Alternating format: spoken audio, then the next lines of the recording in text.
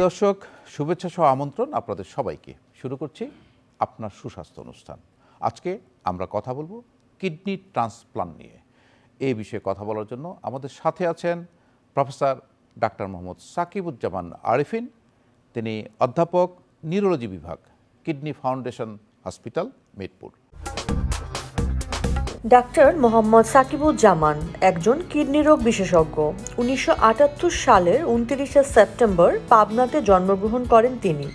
বনগ্রাম সরকারি প্রাথমিক বিদ্যালয় দিয়ে শিক্ষাজীবন শুরু করে মিয়াপুর উচ্চ বিদ্যালয় পাবনা থেকে এসএসসি এবং নটরডেম কলেজ থেকে কৃতিত্বের সাথে এইচএসসি পাশ করেন। ডাক্তার মোহাম্মদ সাকিবুজ্জামান স্যার সলিমুল্লাহ মেডিকেল থেকে এমবিবিএস পাশ করেছেন। পরবর্তীতে এমসিপিএস এবং এফসিপিএস ডিগ্রি অর্জন করে চিকিৎসা সেবার ক্ষেত্রে আরও যোগ্য হয়ে ওঠেন। চাকরি জীবনের শুরুটা সামিয়া হেলথ কমপ্লেক্স দিয়ে। পর্যায়ক্রমে তিনি পাবনা সদর হাসপাতাল, মিডফোর্ড হাসপাতাল, ঢাকা মেডিকেল কলেজ হাসপাতাল এবং কিডনি ফাউন্ডেশন হাসপাতালে চিকিৎসা সেবা দিয়েছেন। বর্তমানে কিডনি ফাউন্ডেশন হাসপাতালে কর্মরত আছেন।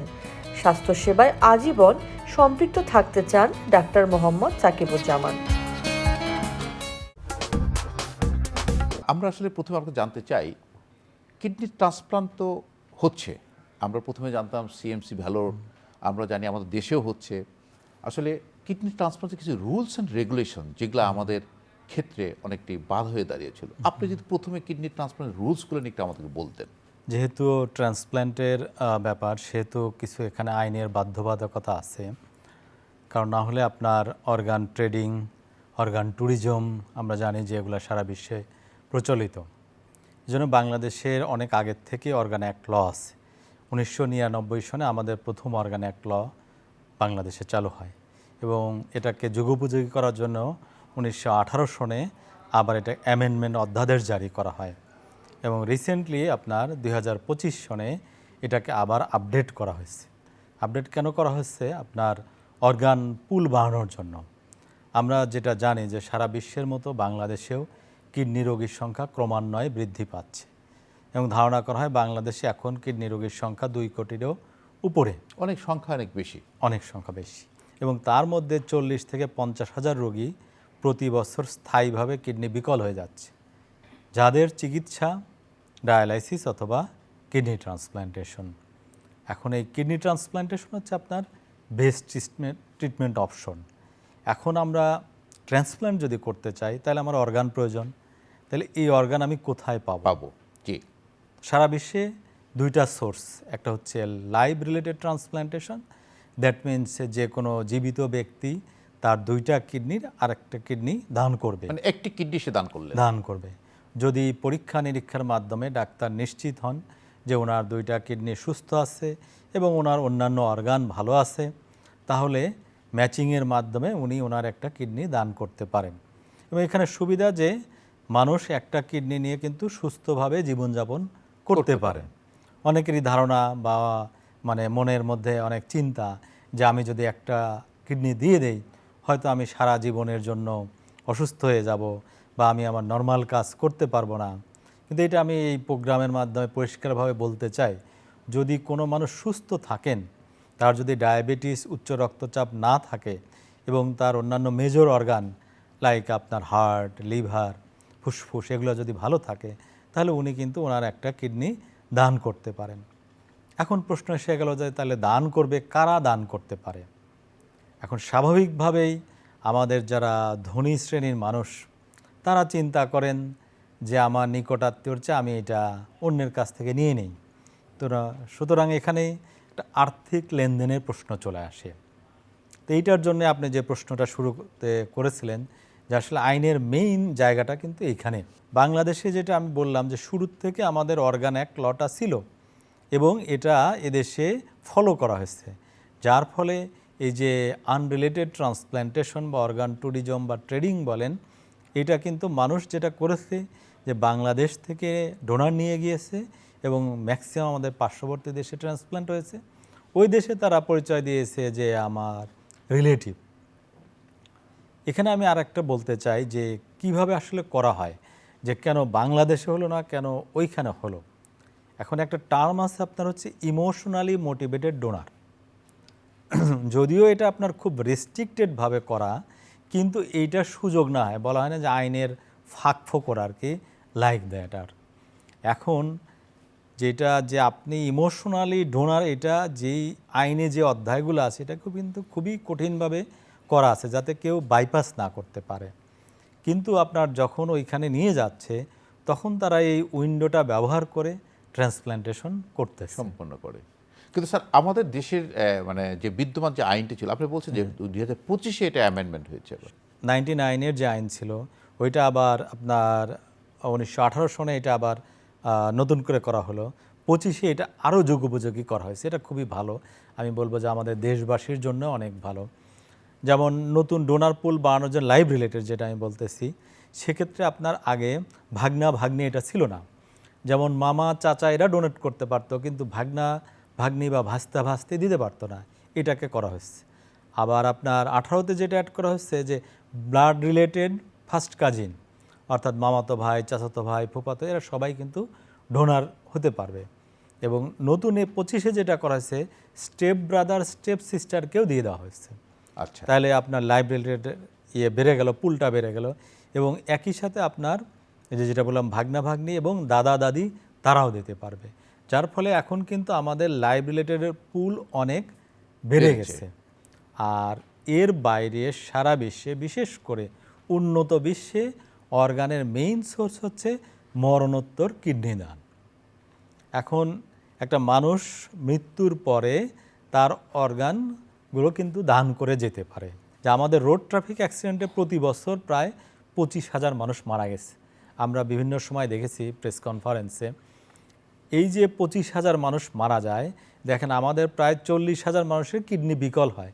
ব্যাপারটা কিন্তু খুব কাছাকাছি। সুতরাং এই অর্গানগুলোকে আমরা যদি প্রিজার্ভ করতে পারি, হ্যাঁ, আমি মরে যাচ্ছি, তো মরে যাওয়ার সময় আমি আমার জীবনকে দিয়ে আরও 8জন মানুষের জীবনকে বাঁচিয়ে গেলাম, তাহলে এটা একটা কত বড় মহৎ কাজ হতে পারে। বাংলাদেশের ট্রান্সপ্ল্যান্টেশনের ইতিহাস কিন্তু রিচ। আমাদের 1983 সন থেকে কিডনি ট্রান্সপ্ল্যান্টেশন শুরু হয়েছে। এবং আপনি দেখেন যে একসময় কিন্তু মানুষ রক্ত দান করতেও ভয় পেত কি না, এটা আমাদের, আপনি যদি দাদা দাদি পর্যায়ে জিজ্ঞাসা করেন দেখবেন তারা বলবে। সুতরাং এটা আমাদের ইতিহাস। এই ক্ষেত্রে কিন্তু আসলে যেহেতু মরণোত্তর চক্ষুদান বা কর্নিয়া সংযোগ, এটা কিন্তু অনেক আগে থেকে চলছে এবং চালু আছে। তো মরণোত্তর কিডনি দানও আমার মনে হয় যে একটা সংস্থার মাধ্যমে একটা অ্যাওয়ারনেস ডেভেলপ করার মধ্যে অনেকে কিন্তু দিতে চায় যে আমি থাকবো না, কিন্তু আমার কিডনি দিয়ে আরেকটি মানুষ বেঁচে থাকুক। আমি থাকবো না, কিন্তু আমার চোখ দিয়ে আরেকটি মানুষের দৃষ্টিশক্তিটা যেন সে আমার চোখ দিয়ে সে দেখতে পারে। এটা কিন্তু অনেকে উৎসাহিত বোধ করে, কিন্তু এই জন্য প্রয়োজন কিন্তু অ্যাওয়ারনেস। এইটাকে আপনার একটি ব্যাপকভাবে প্রচার করতে হবে যাতে করে কিডনি ট্রান্সপ্লান্টটা সম্ভব হয় দেশে। রাইট, আমি মনে করি এই প্রোগ্রামে এটার একটা পার্ট, এবং আমরা এটা নিয়ে কাজ করছি কিডনি ফাউন্ডেশন অনেক দিন যাবৎ। এবং এক্ষেত্রে আমাদেরকে সাউথ কোরিয়া বিশেষভাবে আমাদেরকে হেল্প করতে চাচ্ছেন। এবং আপনি যেটা বললেন যে আসলে এটা কিন্তু আমরা যতটুকু জেনেছি, আমি নিজেও সাউথ কোরিয়ায় ট্রাভেল করেছি, এটার জন্য আমরা গিয়েছিলাম 15 দিনের একটা ট্রেনিংয়ে।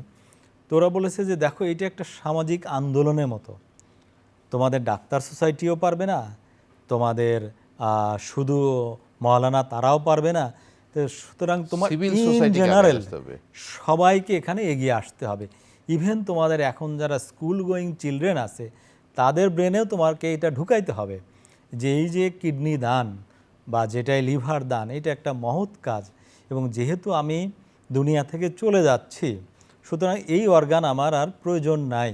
সুতরাং এটা যদি আমার কারো কাজে লাগে তাহলে এটা দেশের মানুষের জন্য একটা বড় হেল্প হবে।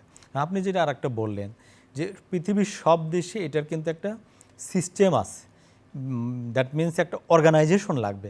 আপনি কিসের উপর কাজ করবেন, একটা অর্গানাইজেশন যদি না থাকে, যেমন সাপোজ আপনি বললেন বা আমি বললাম যে আমি অর্গান দিব, তাহলে কোথায় দিব, কিভাবে হবে, তো এটার জন্য আপনার বলে যে ওপিও বলে, অর্গান প্রকিউরমেন্ট অর্গানাইজেশন, বা যেমন কোথায় বলে কোরিয়ান, যেমন কোরিয়াতে বলে ওরা বলে KONOS, Korean organ sharing network, এরকম। আপনার ইউএসএতে আছে ইউনোস, ইউএসএতে United Nations organ sharing network. তাহলে এরকম একটা সংস্থা বাংলাদেশ এক্সিস্টিং যে ল আছে, এবার যে নতুন ল হয়েছে এই লতেও কিন্তু এরকম একটা সংস্থার কথা বলা হয়েছে। এবং একটা কমিটি আকারে বলে দেওয়া হয়েছে। তো এই সংস্থা যখন কাজ শুরু করবে পুরোপুরিভাবে, তখন কিন্তু এটা মানুষের জন্য অনেক সহজ হয়ে যাবে এবং এটা আপনার একটা কম্পিউটার বেসড ডাটা নেটওয়ার্ক তৈরি করতে হবে, প্রায়োরিটি তৈরি করতে হবে যে কার জন্য আগে দরকার, ইয়াং ছেলেটার জন্য আগে দরকার, এবং যারা দিবে তাদের মধ্যে তারা সুস্থ আছে কিনা, তাদের যে হেলথের স্ট্যাটাস, তার ইনভেস্টিগেশন রিপোর্ট, এগুলা কিন্তু আপনাকে একটা কম্পিউটার সিস্টেমে, ডাটা সিস্টেমে, সফটওয়্যারে আনতে হবে। আপা 4 দিনের ছুটি পেলাম, তাই ফ্যামিলি নিয়ে ঘুরতে যাব। আপনি কোথাও ঘুরতে যাবেন? আমরা কি আপনার মতো এত নিশ্চিন্ত? ব্যবস্থা নিলেই নিশ্চিন্ত হওয়া যায়। ভাগ্যিস ডাক্তারের পরামর্শক্রমে আমি সর্বাধুনিক স্বল্পমাত্রার জন্ম নিয়ন্ত্রণ পিল রোজিন 28 গ্রহণ করেছিলাম। এলো রোজিন 28, যা জন্ম নিয়ন্ত্রণ পিলকে করেছে অধিকতর সহনীয় ও কার্যকর এবং ওজন বৃদ্ধি ও উচ্চ রক্তচাপের মতো প্রধান পার্শ্ব প্রতিক্রিয়া থেকে মুক্ত। রোজিন 28 4th জেনারেশন বার্থ কন্ট্রোল পিল। আপনারা কিডনি ফাউন্ডেশন যে কিডনি ট্রান্সপ্লান্টের উদ্যোগ নিয়েছেন, তো সেটা তো আমরা এই বিদ্যমান অ্যাওয়ারনেস থাকলো, আর কার্যকরী কি পদক্ষেপ, মানে এখন কি চালু আছে কিনা বা আপনারা কিডনি ট্রান্সপ্লান্ট করছেন কিনা?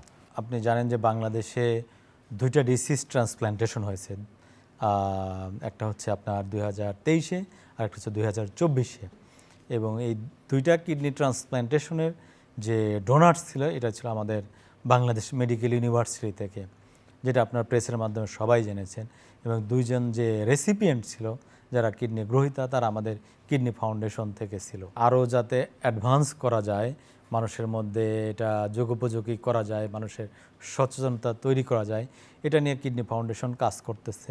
কোরিয়ান টিম বাংলাদেশে আসবে, তাদের সাথে আমরা সেমিনার করব, এবং বাংলাদেশের যারা কিডনি বিশেষজ্ঞগণ, এবং এখানে আরেকটি ইম্পর্টেন্ট কথা বলা দরকার, যে অনেকে আমরা মনে করে থাকি যে মারা গেলেই বুঝি তার কিডনিটা বা হার্টটা বা লাংসটা নেওয়া যাবে।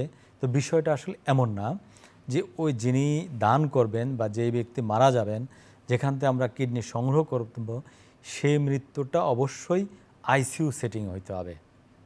বিকজ যদি আইসিইউ সেটিং না হয়, আপনার ওই অর্গানটা আপনি প্রিজার্ভ করতে পারবেন না, কারণ মানুষের ডেথ যখন হবে তখন থেকেই আপনার এই প্রক্রিয়া শুরু করতে হবে।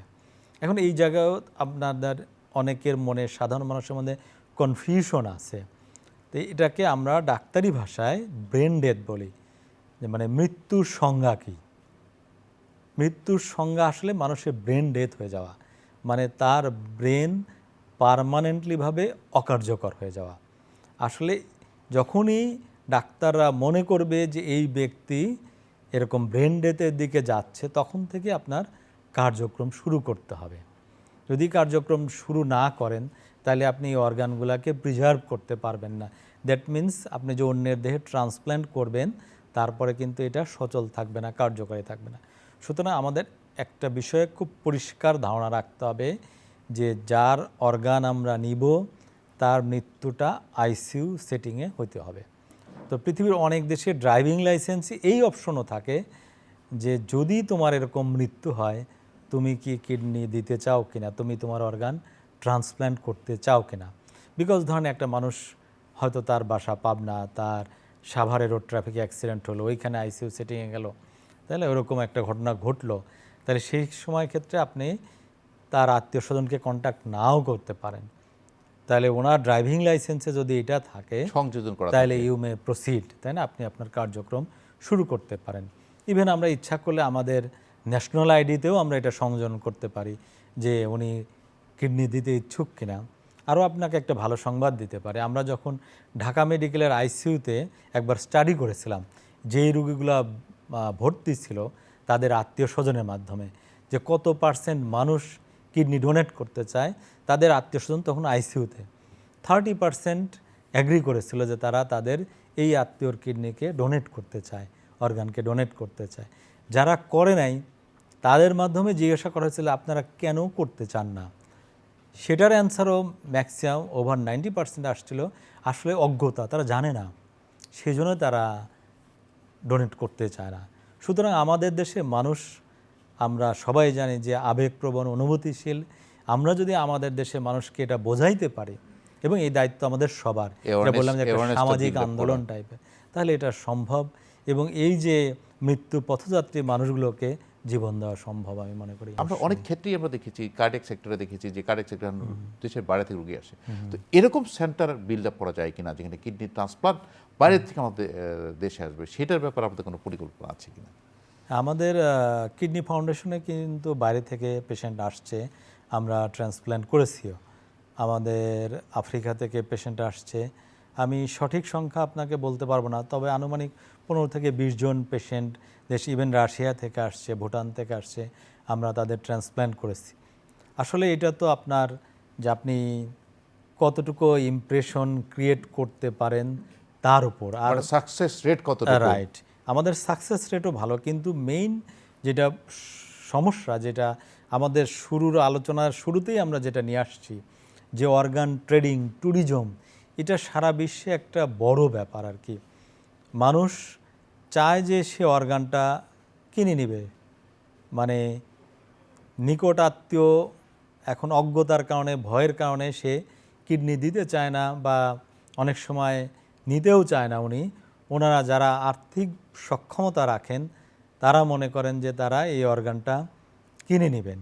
সুতরাং যখন তার দেশের এক্সিস্টিং ল, আমি এইটা আমাদের নেফ্রোলজিস্ট হিসেবে বলতে পারি যে বাংলাদেশের এই অর্গান ট্রান্সপ্ল্যান্টেশনের ক্ষেত্রে ল কিন্তু খুবই স্ট্রিক্ট এবং প্রত্যেক ডাক্তার এটা ফলো করে।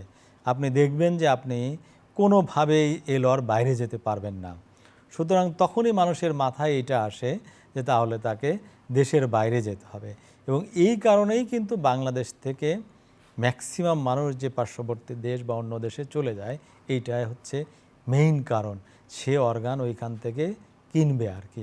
সুতরাং এটা আমরা মানে শুধু বলে আইন দিয়ে এটাকে কিন্তু থামাতে পারবো না, যদি না আমরা পুরো সোসাইটিকে মুভ করাইতে পারি, মানে সোশ্যাল অ্যাওয়ারনেস তৈরি করতে পারি। এবং এটা আমাদের এখনই শুরু করতে হবে। আরেকটা আমরা বলেছি যে এটা আমাদের পাঠ্য বই, বিশেষ করে বাচ্চাদের, আমরা যখন কোরিয়াতে গিয়েছি, আমাদের জাপানের বই বের করে দেখানো হয়েছে যে ছোট ছোট বাচ্চাদেরকে এটা শেখানো হচ্ছে যে তুমি তোমার অর্গানকে ডোনেট করো, এবং তারা ডোনেট করতেছে। কারণ আপনি জানেন যে একটা বাচ্চার যে মন মানসিকতা থাকে, আমরা যখন বড় হয়ে গেছি দুইটার মধ্যে কিন্তু অনেক তফাৎ হয়ে যায়। তাহলে বাচ্চার মনটা হচ্ছে বলে যে কাদামাটির মতো, সেটাকে আপনি যেভাবে গড়ে তুলবেন সেইভাবে। এবং সারা বিশ্ব কিন্তু এইভাবে মুভ করতেছে, তারা তাদের পাঠ্য বইয়ে একদম primary level, secondary level, university level, তারা এগুলো সব জায়গায় কাজ করতেছে। আমরাও পারবো, কিন্তু আমাদের অ্যাটলিস্ট এটা শুরু করতে হবে। কারণ আমাদের 2টা ট্রান্সপ্ল্যান্ট অলরেডি হয়েছে, আমরা এত কিছু না করার পরেও 2টা ট্রান্সপ্ল্যান্ট হয়েছে। সুতরাং আমাদের দেশেও সম্ভব, কিন্তু এটা পুরো একটা মুভমেন্ট লাগবে এবং সেখানে সবাইকে এগিয়ে আসতে হবে। আমরা সবাই যদি একসাথে আসতে পারি তাহলে আমার মনে হয় এটা সম্ভব আর কি। নিশ্চয়ই সামাজিক একটা আন্দোলনের মাধ্যমে কিন্তু আসলে যে আমাদের সচেতন হওয়া উচিত। এবং কিডনি ডোনেশন, এটা আমরা নিজেরা মরণোত্তরও দিতে পারি এবং কেউ জীবিত দিতে পারে, একটা কিডনি দিয়ে একজন মানুষ সুস্থ থাকতে পারে। এই যে অ্যাওয়ারনেসটা, এটা আমাদের সবাই জানতে হবে। আপনাকে অসংখ্য ধন্যবাদ প্রফেসর ডাক্তার সাকিবুজ্জামান আরিফিন, আপনি সুন্দর করে আসলে কিডনি ট্রান্সপ্লান্টের আমাদের বিষয়গুলো বললেন। আমরা আশা করব সামনের দিনগুলোতে বাংলাদেশ কিডনি ট্রান্সপ্লান্টে এগিয়ে যাবে, বিশ্বমানের কিডনি ট্রান্সপ্লান্ট দেশেই সম্ভব, দেশের মানুষ আর বাইরে চিকিৎসা যাবে। প্রিয় দর্শক, কিডনি ট্রান্সপ্লান্ট আমাদের দেশেই সম্ভব, আধুনিক মানের বিশ্বমানের ট্রান্সপ্লান্ট আমাদের দেশে হয়। কিছু আইনগত বাধা ছিল যেটা 2025 সালে দূর হয়েছে। এখন আমার মনে হয় সামনের দিনে মরণোত্তর কিডনি দানকে উৎসাহিত করে এই কিডনি ট্রান্সপ্লান্ট আরও বৃদ্ধি করা যেতে পারে। দর্শক, ভালো থাকুন, সুস্থ থাকুন, নিরাপদেই থাকুন।